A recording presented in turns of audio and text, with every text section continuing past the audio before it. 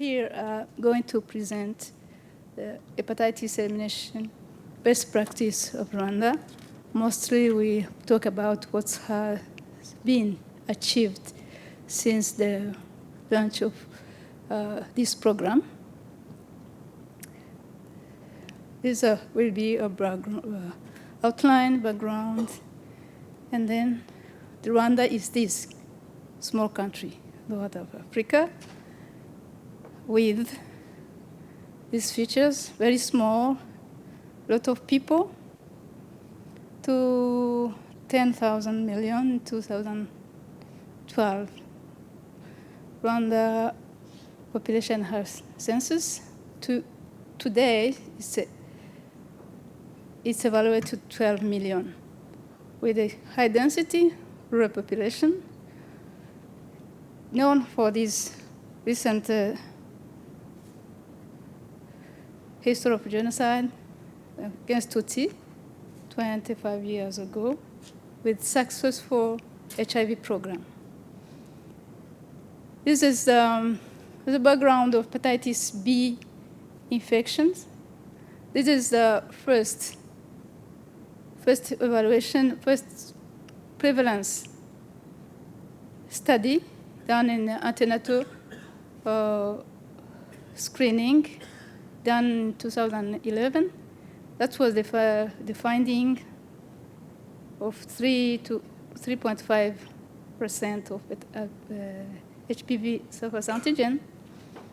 And from blood transfusion had a long study of almost 12 years, which have seen surface antigen hepatitis B ranging from 1.9 to 3.2.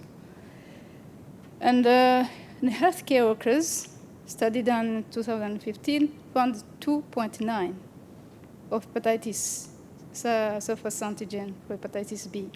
And the HIV population is what 4.3. This is hepatitis B. When we talk about hepatitis in Rwanda, we cannot separate B and C. We are doing things all together. B and C. Screening, we screen for the two infections. So that's how it's going on today. The program, how it's structured in Rwanda, we have what is called Rwanda Biomedical Center, which is the government agents which cover all infection or health program for implementing the program, for monitoring and for collecting data, and instead so it can be overlooked by the Minister of Health. So we have the RBC, we have the HIV, AIDS, STI, and the other blood division, and hepatitis B is in this division. What's happened about hepatitis in Rwanda from the last 7 years? We have this creation, the launch of hepatitis unit in the division of infection disease. That was in 2011. Then there was creation of technical group in 2012. And for the first time, there was viral load testing. Before this time, there was some management of hepatitis B. It was done in referral hospitals. Only in a referral hospital, where we had 4 to 5 doctors who were taking care of case of hepatitis B and C. But and there was no viral loads done in the country. All tests were sent abroad for confirmation of hepatitis C or B, and it was done by private laboratory. And then once the results came back, the doctors can, by that time, decide to treat. From 2012, they have one laboratory which can do the viral load for hepatitis C and B. By that time, it was possible to treat without waiting a long time to see the result coming back. So in 2012, we have this viral load testing in the country, and also the guidelines. The first guidelines were released by the Ministry of Health. And 2013, that was first created the first patient association which can help increase the awareness in the population. The guidelines for prevention and treatment. Screening was introduced to facilities, and the treatment at that time was only for 4 referral hospitals was done. And Rwanda launched for the first hepatitis day in 2014. That's what the public awareness of the infection, of the problem, and the prevention. And after that, the government started to negotiate the treatment for hepatitis C. But at the same time, from the program of HIV, we could treat HBV infected. And there was guidelines updated at that time. The national policy was adopted with the national operating strategy released. The healthcare workers were trained. Media coverage of World Hepatitis Day activity. Plus, there was at the time the limited coverage of treatment by health insurance. And by the end of that year, we got the first treatment, DAA, in the country and start to treat hepatitis C. And by 2016, there was they started doing the screening for some groups, HIV patients, and we treat hepatitis C with DA, and we introduced the standardized patient file. And the campaign of sensitization and link to care started at that time. We see that during the last 2007, there have been a huge campaign of testing and treating patients. And the campaign, during that campaign, we screened around 428,000 people, and about 427 were vaccinated for hepatitis B. Screened patients with hepatitis HIV, prisoners, female sex workers, and MSN. And we got also the Clatasphere and Harvoni for treating hepatitis C. What was organization of this the group, technical working group, for response to the epidemics? There was Ministry of Health, or RBC, referral hospitals, which means the specialists in the field of hepatitis, private sectors like the pharmacists, and the society, the civil society, which means the Rwanda Organization for Fighting Hepatitis. What's really changed a lot is from 2015, we had only 5 persons who can prescribe the treatment for hepatitis C. And it was increased to 20. Then 90 doctors who can prescribe and mentor the nurses trained for treating. Well, how is the situation of testing in hepatitis in Rwanda? We are screening and confirm hepatitis in laboratories, screening of hepatitis B and C among high-risk population group, then validated rapid test of hepatitis B and D was approved and procured, and we had 13 sites equipped with ELISA machine, and 9 sites were equipped with hepatitis viral machine. And the training of laboratory technician ELISA test and viral load, this was done during this period of 2016 and 17. This result was, after this work, what we found. In 2016, we had 152,000 of people living with HIV screened. During the World Hepatitis Day campaign from January to September 2017, they covered the 30 districts of Rwanda, and the vaccine is number 420, and they screened 187,000.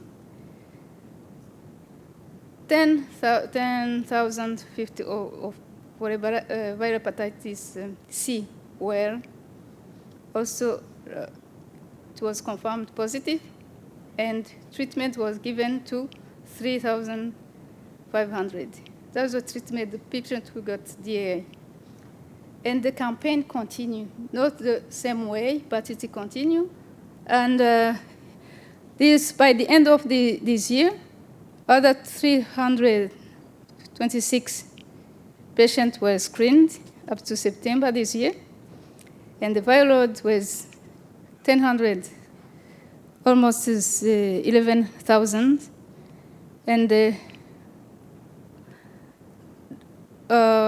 8,934 patients were treated with DAA.